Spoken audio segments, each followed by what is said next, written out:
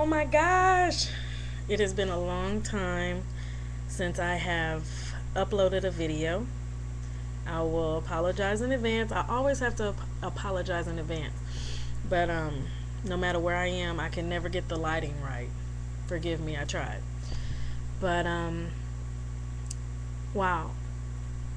I don't know how many months it's been, about 5 or 6 maybe, since my last video.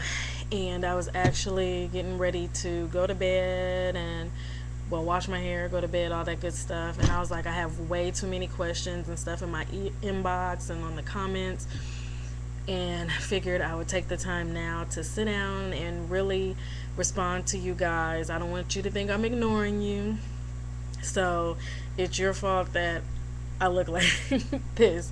I promise one day I will get on here and do a video where I look presentable. But I have a lot of questions that need to be answered, but want to give you guys a brief update on what's going on with me. I have basically been, I guess I say, in transition, just trying to figure out the next steps. I told you guys that before. And what was it, maybe 2 or 3 weeks ago, I decided on a Sunday or Monday that I wanted to move to Arkansas. I have a cousin who lives here, and basically just up and move and find a job and work on my own stuff.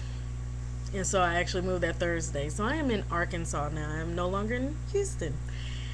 And doing the whole job search thing, but also working on my own business that will be targeting African American women, or actually black women around the world, and working on encouragement and their self-esteem, their confidence, the way the world views us, that type of thing. So that's a little bit of what I've been working on. That's my main focus right now. So it's important to let you guys know that I have enjoyed doing this YouTube channel and being able to answer all your questions and give you a piece of my life and my journey. However, it is no longer a major focus to me. It's not really a focus. I will update as I can.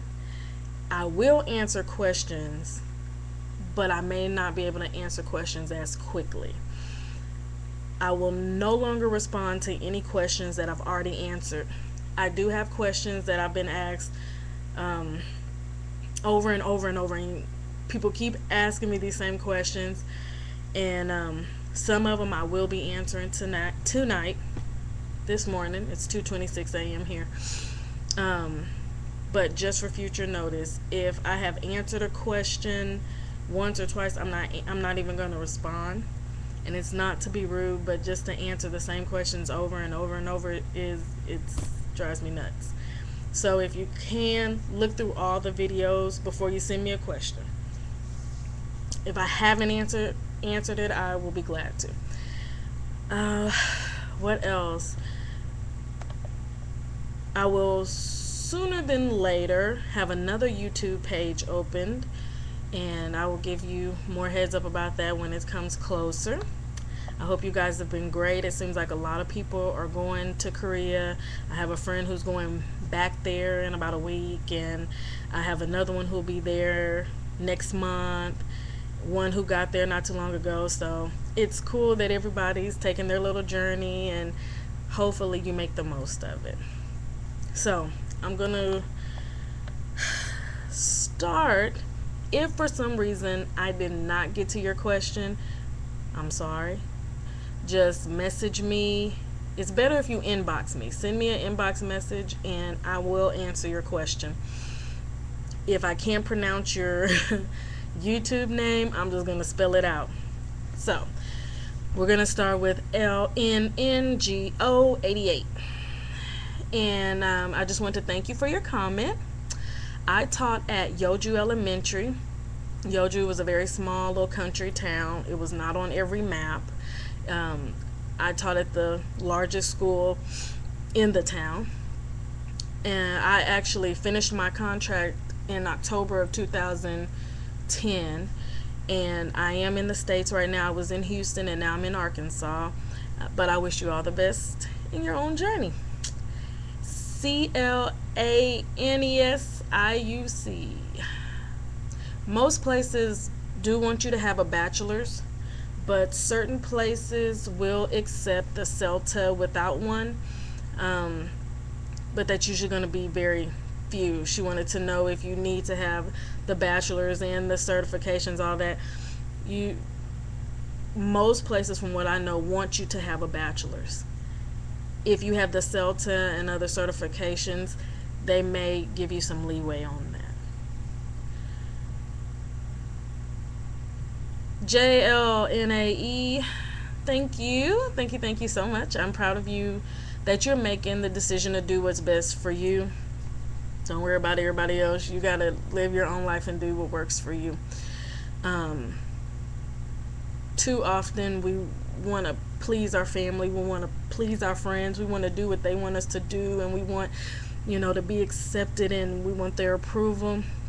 But that can truly drain you and leave you with an unfulfilled purpose, and it can cause a bitterness or an anger to eventually grow. So you don't want to make every decision based off your family, your friends, your loved ones. As much as we love them, it's okay to consider them, but ultimately you have to do what's best for you. And I learned that I wanted so hard to please my parents, my grandparents, my aunts, my uncles. My family's too big for all that, first of all. But I always wanted to please people, especially because I felt like, well, I could have done better, when I was younger. So maybe, if I do this now and I do this now, my family will be pleased, my friends will be pleased. And that is such a burden. It is a horrible burden being a people pleaser. So don't do it. Do what you have to do. Do what your heart tells you to do. And just be blessed in your journey. Walk boldly. And make sure you learn lots of lessons wherever you end up in the world. Miss Glamour 88. Hello. Yes, ma'am, you can teach in Korea with the online bachelor's degree. Certifications are not required.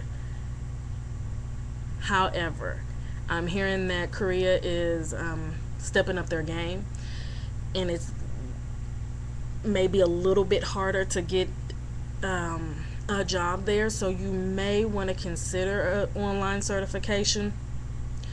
But as I know, as of now, most schools don't require it. If you do have a certification, it does put you ahead of the game. Most places will pay you more for the certification. So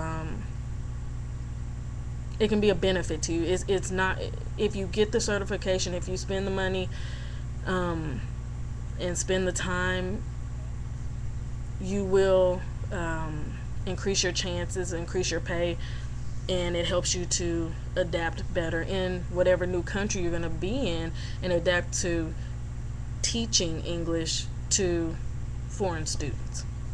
My suggestion.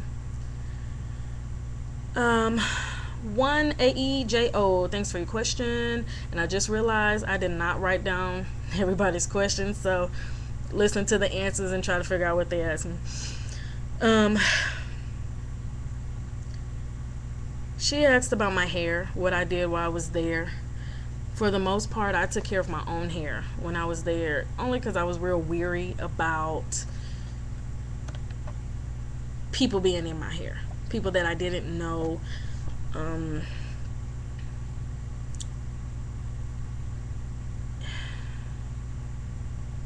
Our hair is different, and as a black woman, I've never had anybody who wasn't black in my hair, and when I did, I was very picky, so I'm just picky like that. I don't want you doing all kinds of stuff in my hair you don't need to be doing. So for me, it was easier to do my own hair. I did go to the African community maybe once or twice, think once, and I got my hair twisted. And I think that's the only time that I did some. Oh no, I went to a place called Una, and they did a scalp treatment on me, which I think the scalp treatment they did was pretty good. They couldn't style my hair. It was an Asian salon. They couldn't style my hair. It was horrible. But they did a good scalp treatment, if that counts for anything. And that's EUHNA. I cannot remember where it is, but you can actually find it online. They do have some products there for black hair. Usually you're going to find it in the foreign areas. Itaewon they have a couple stores in Itaewon, and in some other places. They're going to be very expensive.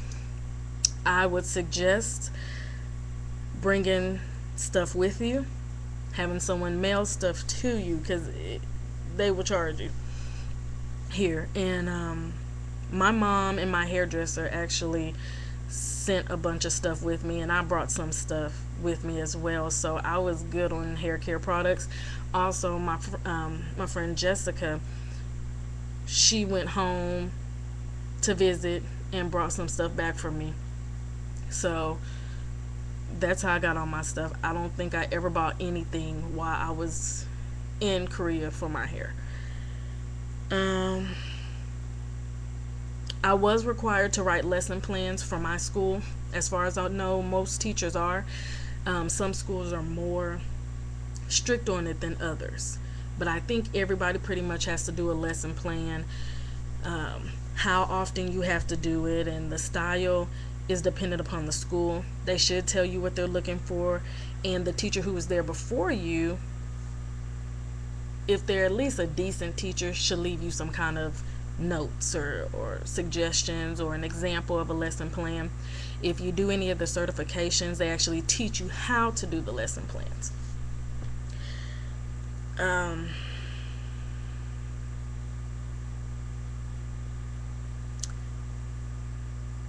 I did my lesson plans alone. I prefer to do my lesson plans alone.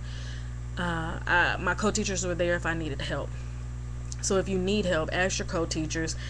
If your co-teachers are not very helpful, ask the nearest foreign person. You're going to have foreign people all around you, other teachers around you. Don't hesitate to ask. We're usually very helpful to each other because we know what the other one is going through. So don't hesitate to ask. And it's a lot of tools on YouTube and all over the internet that'll help you with lesson plans and games and activities and so forth. I know I have a video that I did a while back on some websites that may be helpful to you. So check that out. And as far as classroom management, I had co-teachers. I had 3 co-teachers, and they all helped me a lot with my classroom management. They pretty much took care of that area. I taught, they managed, the behavior and that type of thing, so I didn't have to do much.